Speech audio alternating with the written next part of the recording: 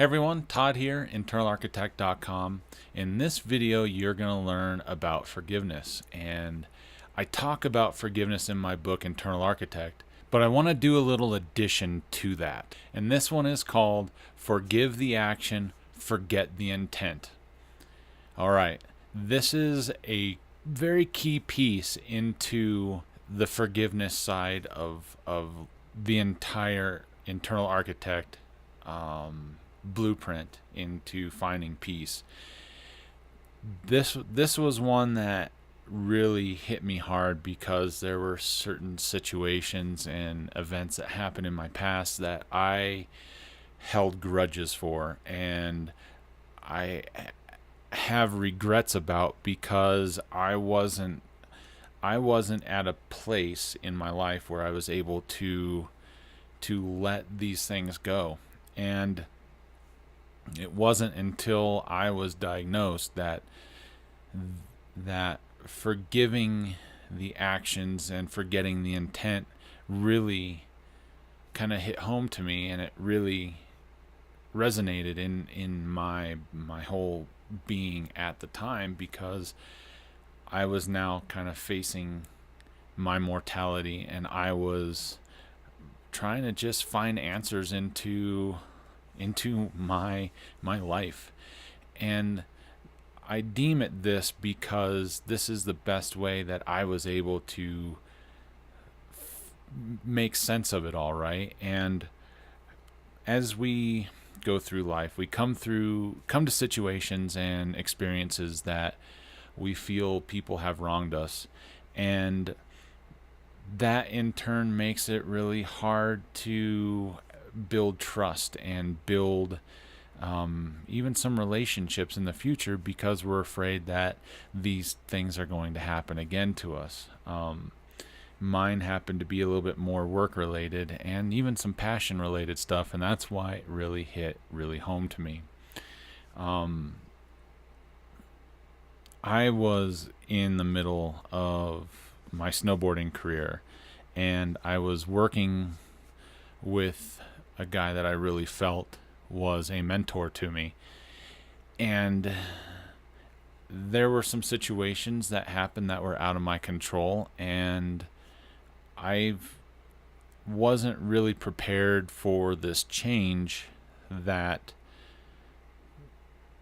was coming to me from the people that I was representing.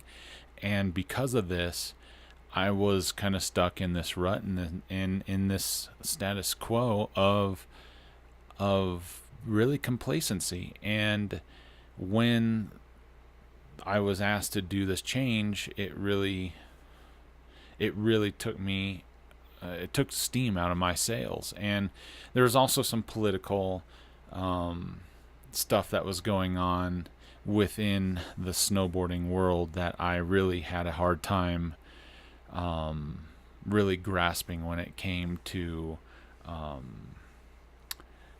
the organizations that were battling over control over these contest series. At that point, there was a fundamental shift in what we were trying to build from this company standpoint, and I realized, in the hindsight of it, I realized that I was the one that really didn't follow through in certain things, and because of that, I didn't really grasp the entire gravity of what was trying to be done there, and I didn't see the changes that were really happening, because I was kind of in one mindset that of a reasoning why I was brought on to this team to begin with. Fast forward through everything, I was let go from this company, and I never felt like I got a reason for it. And because of that, and at my age, I held a grudge for a very, very long time, over a decade, that really traveled with me in a lot of the decisions and a lot of the my future endeavors kind of I was getting involved with. And as these burdens, and these issues kind of laid with me as I kept moving forward, it created animosity to people that ended up working with them that had no dealings with it during my time, right? And so I held these burdens, and I held these animosities and these grudges to people that I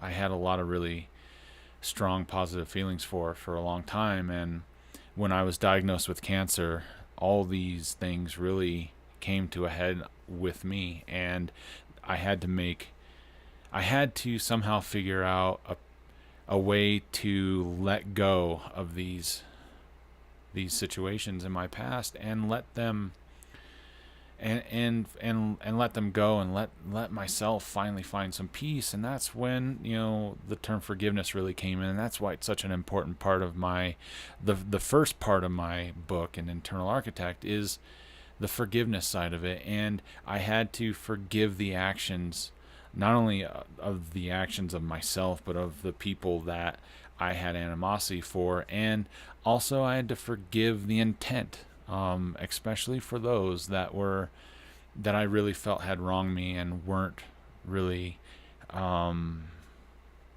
didn't give me the answers that I was really hoping for. And once I was able to forgive both sides of this, the actions and the intent, that weight was lifted off my shoulders. And I can't even tell you how good it felt to finally find a way to be at peace with certain things in my past. And I did this for a couple different things, but the snowboarding side of it really was where it was most important for me, because that was really the one big monkey, that one big gorilla that was really just weighing me down. And I didn't realize it until I was diagnosed, and I started figuring out all these things that were making the feelings that I was going through happen, right? So it took some time. It took cancer to really bring me out of this really dark place that I was in, and depression and a lot of different things.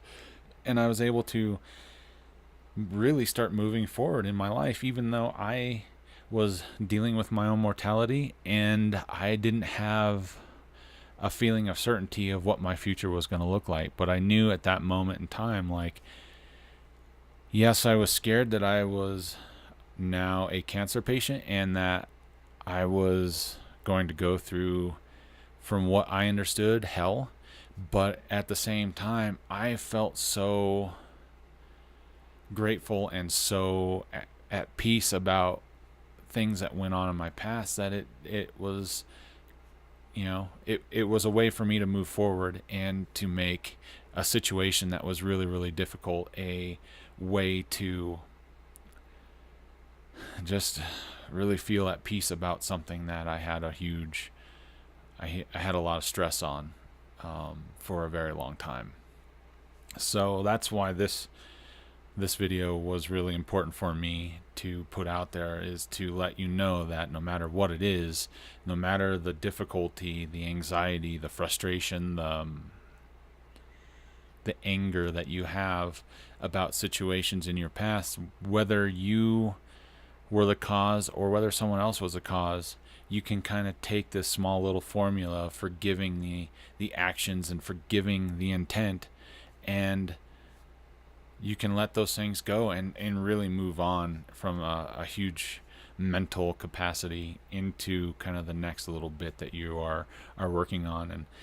And this is why being a survivor is so monumental for me, because I think once that happened, it changed my mindset in how I was going to perceive all my treatments and how I was going to fight this thing in a completely different way. And now that I'm a survivor, I can focus on really the good, positive aspects of what it's like to be a survivor, and help those that are really struggling as a new survivor get back on their feet and do something good.